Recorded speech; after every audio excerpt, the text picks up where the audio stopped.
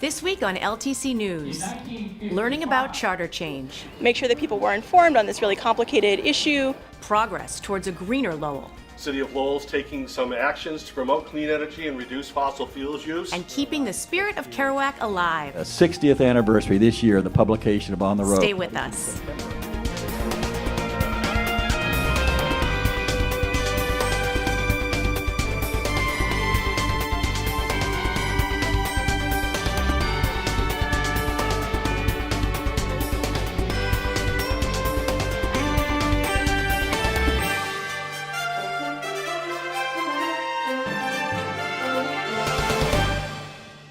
Welcome to LTC News. I'm your news anchor, Alanna Flood. The federal voting rights lawsuit against the City of Lowell is progressing. A group of nonprofits, including the CBA, Working Cities Lowell, Lowell Votes, and the Lowell Alliance, are working together to educate Lowell residents about the suit and various ways that Lowell could change its charter to satisfy the suit's minority plaintiffs. On October 11th, about 60 people attended a forum at the Senior Center that began with Dick Howe, Lowell Registrar of Deeds, explaining the history of elections in Lowell. In 1955, somebody came forward with a petition to change proportional representation to what we call plurality representation. That's what we have now. It means the councilors run citywide and the top 9 vote getters are the winners. There's no modification of that. This is the election lawsuit public meeting, and we're hoping to have a good discussion and information session about the topic. And we're at the Lowell Senior Center, which is a lovely community resource that is always open for lots of different events. Really wanted to make sure that people were informed on this really complicated issue. It's going to be a big thing that we're talking about in the city, and we really wanted to make sure that we started from a platform of good information. So the lawsuit was filed against the city on the basis of civil rights legislation, alleging that the way that our voting works is not fair. That's what the lawsuit alleges. And the city has an initial response that challenges the way the lawsuit is framed and asked to have it dismissed.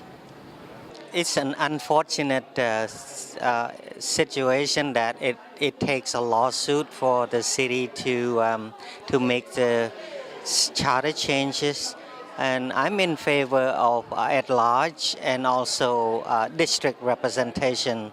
And as an example, I ran as a city council, and I do go knock on doors in other neighborhoods, and it's true that people don't know who you are, even though you hand out some of your information, but it's still hard. So I think at large and district will help generating more excitement and participation from minorities and low-income families in different neighborhoods.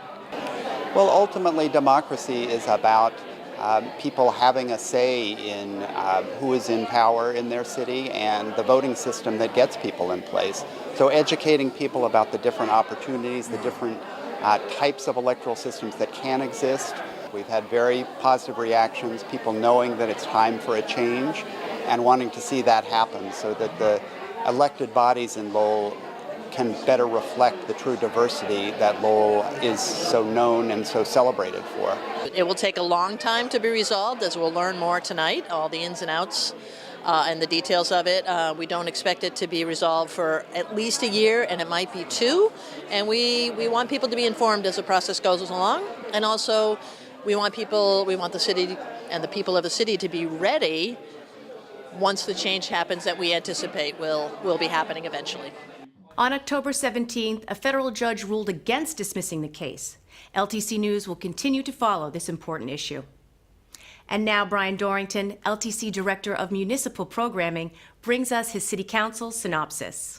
Hello and welcome to the City Council Synopsis for the meetings of October 10th and 17th, 2017. On the meeting of October 10th, the Council voted to allow City Manager Kevin Murphy to enter into a purchase and sale agreement with S&R Corporation for parcel number 5 in the Hamilton Canal Innovation District. S&R will construct a brand new 40,000 square foot, 4-story building with a mix of retail and office space located on parcel 5. S&R will move its own corporate headquarters to the new building, which will bring in roughly 125 jobs to downtown and occupy about 10,000 square feet of space. S&R plans on leasing the remaining 30,000 square feet. Every week, we're learning a little bit more about the cost and scope of the new high school project. City Manager Murphy presented a motion response regarding the Colley right-of-way costs. This motion response included a summary of a 5-month traffic study conducted by Bryant Associates in Perkins Eastman. The study had 4 key findings. 1. The Colley site would generate 4,000 new vehicle trips per day. 2.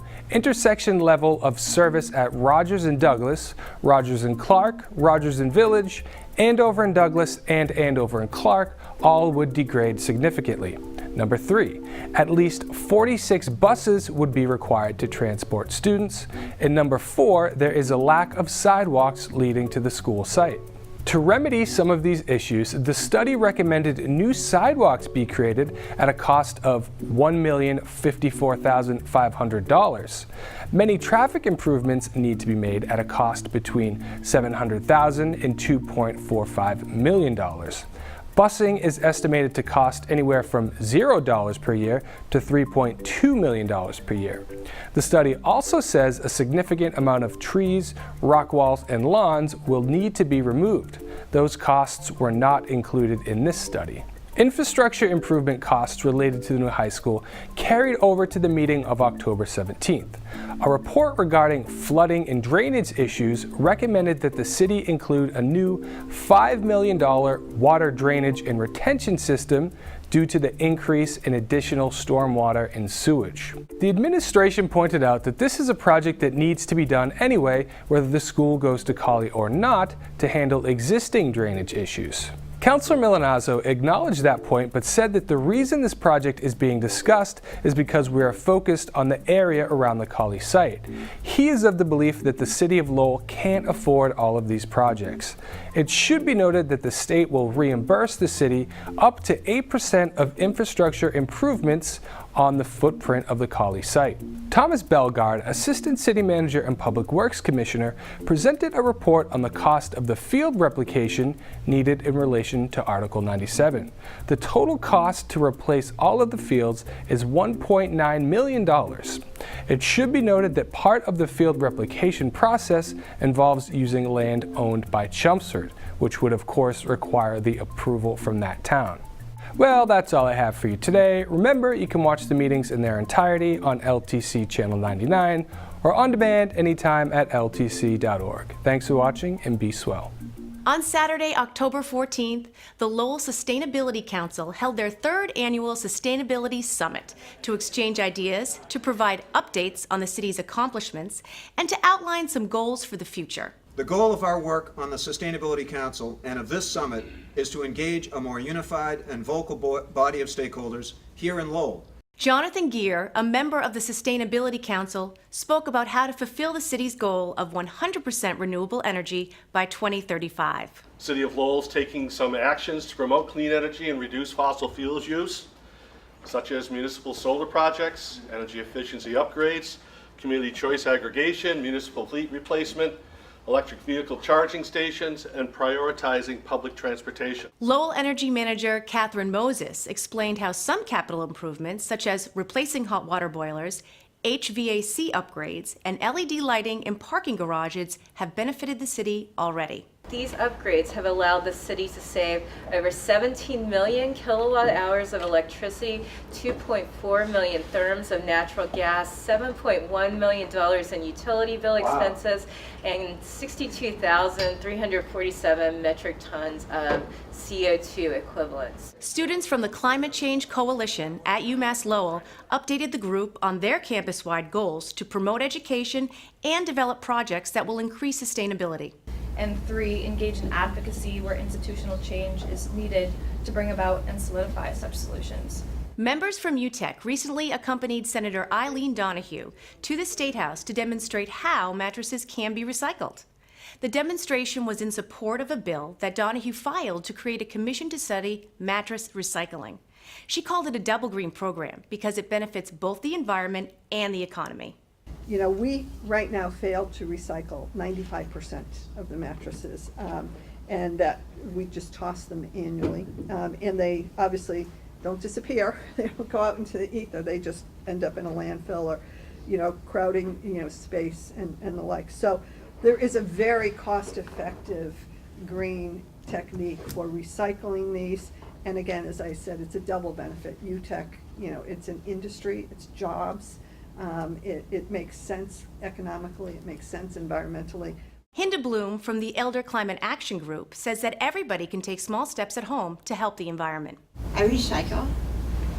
I have changed all my light bulbs to LEDs, and I explained to him what that was. And last year I switched my energy to wind energy. I know those seem like small things to do, but they're a start. This is the opportunity for Lowell to have that next revolution.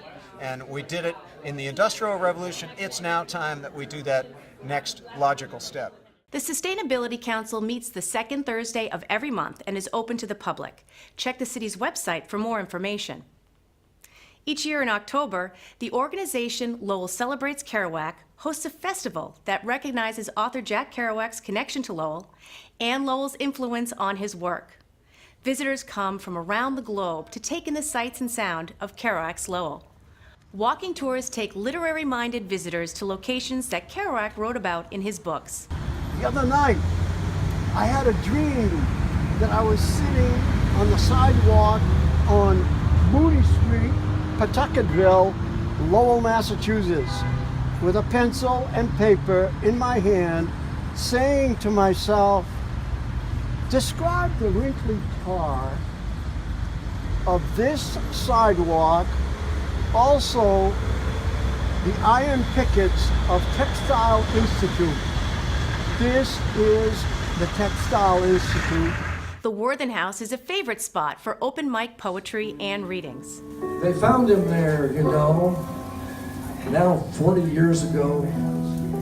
Some say he breathed his last when dawn's first rays revealed him to someone who passed. We're honored to celebrate the life and the legacy of Jack Kerouac, especially here on the 60th anniversary this year of the publication of On the Road, published in September of 1957. So it is On the Road immortalized the cross-country travels of Sal Paradise and Dean Moriarty, who in real life are Kerouac and his great friend Neil Cassidy. Dean took out a snapshot of Camille in Frisco with the new baby girl. Well, we're very honored and delighted to have that new baby girl with us tonight, some 60 years later. Cassidy's daughter Jamie took the stage at Olympia Restaurant's Zorba Music Hall on October 7th to share some of her memories of the author she knew as Uncle Jack. Jack would come, and I don't know why, he'd rather sleep out in the back 40 under a tree in his sleeping bag, and he'd put his railroad lantern there, and he'd sleep overnight. But the next morning, us three kids were up, and we'd run out there and jump all over him and say, come on, breakfast, Uncle Jack, you know. And he'd come in, you know, he's very shy and quiet. And Mom, of course, would cook a big breakfast. And so we're all sitting there and climbing on his lap and, you know, just loved him so much. He was so gentle and so loving. Kerouac's old friend David Amram finished up on Sunday as he does every year with the annual Amram Jam.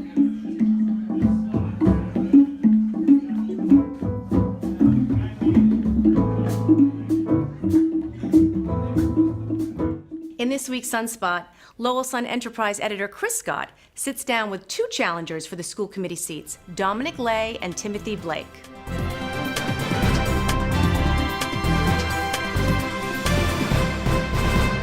Hello everyone, I'm Chris Scott, the Enterprise editor at The Sun. Thanks for tuning in to this week's edition of Sunspot.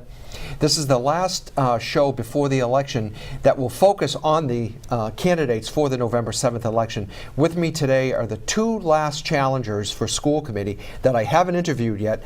Tim Blake. Nice to meet you. And Dominic Leigh, who ran 2 years ago as well.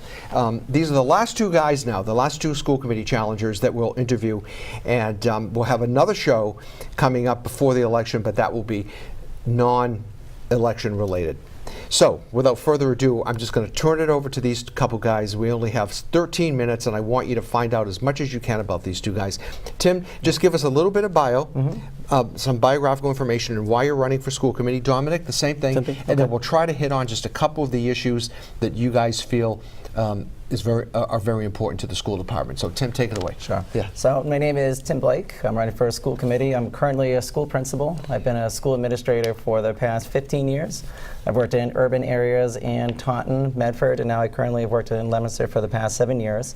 So to get right to the point of why I'm running, often as a school administrator, I've always wanted people on the other side of the table who are making important policy decisions to have some educational background. So really I needed to look myself in the mirror and say, if I've always wanted that for where I've worked, I should step up and run and do that for where I live. So I've made the decision to run late last spring and been campaigning ever since. Very good. Very good. What neighborhood do you live in? I live in Belvedere. Belvedere. Oh, what's going on in Belvedere this election season?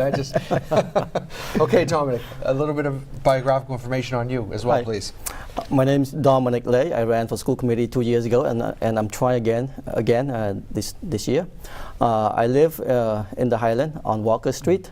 I feel that if having me as in a school committee, I will bring a new energy to the school department, school committee, and the city of Lowell. I have a background in math and data analysis, data management, and small business ownership. So I hope that that will help in the school committe. And provide some expert leadership in the numbers area. I hopefully, and I could hopefully be able to look at some budgets and hopefully to make it streamline it and make it a little bit more efficient. All right, sounds good, Dominic. Let's just try to hit on a couple of the issues here, gentlemen, if we can. You mentioned you lived in Belvedere. I do. That's ground zero in this election. You know, there are a lot of people who say that there's really only one issue in this election, although there are a lot of issues in the city, and that's where the high school is going to go. So, Tim, I know you touched on this during our debates that we did in concert with the LTC. Where do you stand on the high school issue? And then, Dominic, you can take it after that. So I've been a new construction advocate before a site was chosen. I wasn't running for school committee, but as a parent and as an educator, as the high school issue kind of rolled around for the past couple of years, I started to go to the meetings and started to get informed. So I was a new construction advocate for a while. So I would be the colleague. I like the way you said that, new construction advocate, as opposed to colleague. Well, I think one of the interesting things is because we don't get into the debate enough sometimes, people say, you know, what if it went another place? And you say, well, I've been for new construction, so if it wasn't Cawley, if it was at this place, that'd be an interesting thing to look at too. But in terms of Cawley, I look at the lack of disruption. I do have kids that are in 7th grade, 6th grade, and 4th grade, and I think about all those kids going through. As a principal, I know even the slightest disruption, what that plays in the classroom, and that's something I wouldn't want for any kids. And then there's safety and security. I think safety has been talked about a bunch. In terms of what's going to be in those walls and what's going to happen once you start construction. And security, if you go even back to the education plan that's been developed, there's been discussion of how security really does need to be improved in the current high school. And if we were to build a new construction at Cawley, it looks pretty familiar to other new construction projects I've seen. Dominic? As for me, I have been following quite a bit since January of '07 when it was first time open to public that I know of.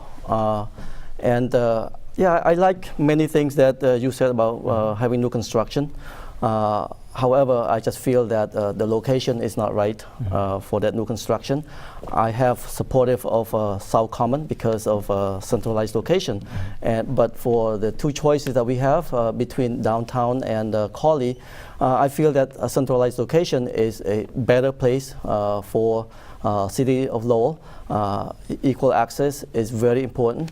In terms of safety-wise, I think we went overboard on safety, and you know, the people will be working there would be the first people who get contaminated first if you have a concern. Look at Mass General Hospital,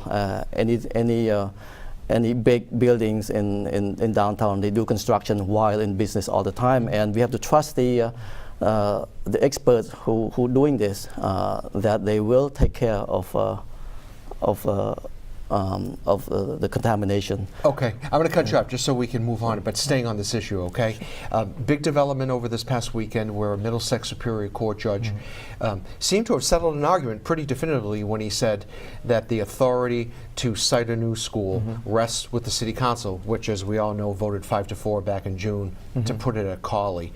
Your reaction to that ruling, okay? And then the second part of that question is, I mean, should that be it now?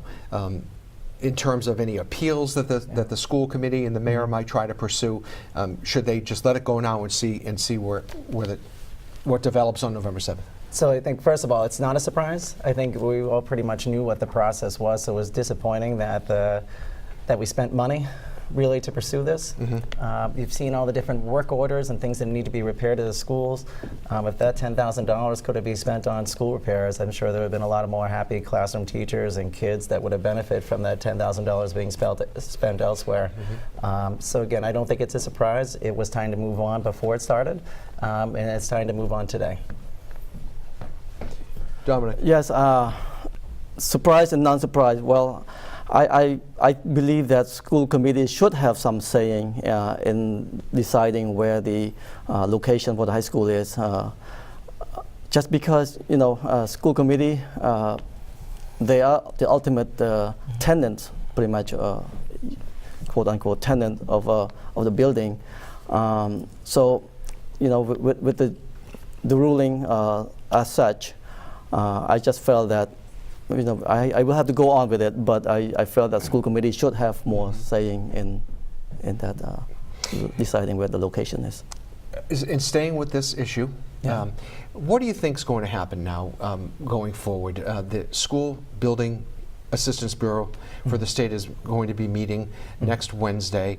It's unclear, I guess, whether they'll actually take up the Lowell issue. Do you think that they should, now that there's this ruling? The mayor was quoted in the Sun earlier this week saying, well, maybe it shouldn't because we still have the referendum and the election on November 7th. So it's just we just keep going. So what do you think about that? It's time to move on. The referendum is non-binding.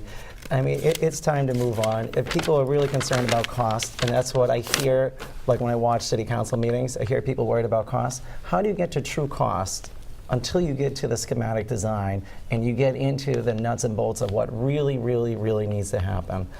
Just from watching some of the city council meeting last night, it was interesting to see all these improvements that need to happen, that should have happened at the current site. I'm talking about even in like around Cawley and around the surrounding area. There's lots of things that should have happened already.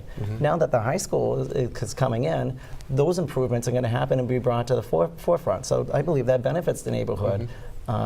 Even like I'm going to go to like my family. My father-in-law grew up not far from the stadium. There's been flooding there for generations. Isn't it time to get it fixed now? And now that the high school's coming in, we can get many of those things fixed, and that will benefit the neighbors. So it's time to go. Dominic, what do you think about that? In about 3 weeks, we will have election, and we don't know who's going to be elected. New council probably get elected. New school committee probably get elected. If we go so fast with the construction, if we start doing the construction now, and in January the new city councils or school committee come on board and have a change of mind, we may spend all those money for nothing. So I think that it is better to wait until January 1st to see what brings us. And I just feel that maybe we waited all these years, all this time to start the construction.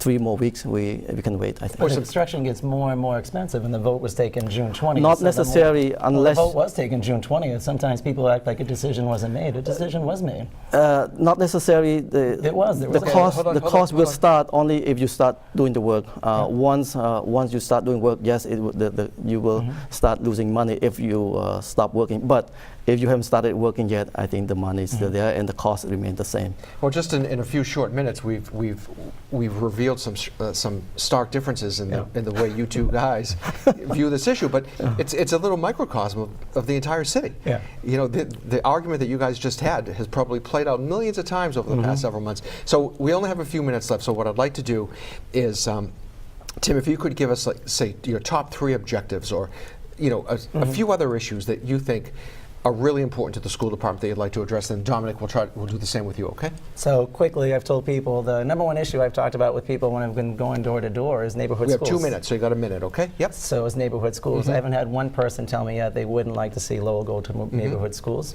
We could do that with still honoring our diversity. And related to that issue is busing.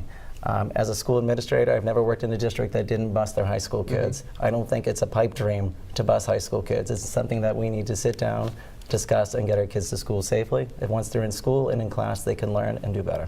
Sounds good. Is there one other there? You got neighborhood schools, busing for high schools. Well, we've already talked about the high school, but I think school committee doesn't have a role in that. But I think neighborhood schools and busing will be the two most important. Sounds great. Okay, thank you. Dominic? Yes, with hot issues with the 30%, about 60% of population in Lowell, minorities and people are trying to push, looking for diversity in staff. I believe that having me in there, hopefully I could work with the school admins and try to bring diversity to our school. And also my hope is that our school is doing well now. I'm not saying anything but we also need to improve, say, school dropout, improve test scores to make our school look better. I hope to bring that issues to the neighborhoods and try to work that out with the parents. And also with my background in math and data analysis, that I can look at the school budget and hopefully to make it more streamlined. What do you think the turnout's going to be on election day, percentage-wise? You think it will go above 20%? What do you think? I know I've talked with Dick Howe, he's talked about it's like 30%, 20%, 10%. So, we would hope to get to 30%. 30%? But I don't know if that's what it's going to be. I think. What about you, Dominic? I have no idea. I don't want to. I don't want to make prediction because anything possible. You may say the downtown supporter come out and show on the preliminary saying the momentum could just sparkle the other side to get even more energy. So anything could happen. Hopefully the weather will be nice as it is today. Well, gentlemen, thank you for coming in. Tim Blake for Lowell School Committee, Dominic Leigh for Lowell School Committee. This wraps up our series of interviewing candidates prior to the November 7th election. Be sure to get out and vote on November 7th. We'll have another show the week of November 2nd, but it will be non-election related. Have a good night, everyone. Thanks for tuning in. That's it for this edition of LTC News. You can find us in LTC channels 8 and 99, on the web at ltc.org, or at LTC Lowell on Roku, or get the link each week on Facebook. I'm Alanna Flood. Thanks so much for joining us.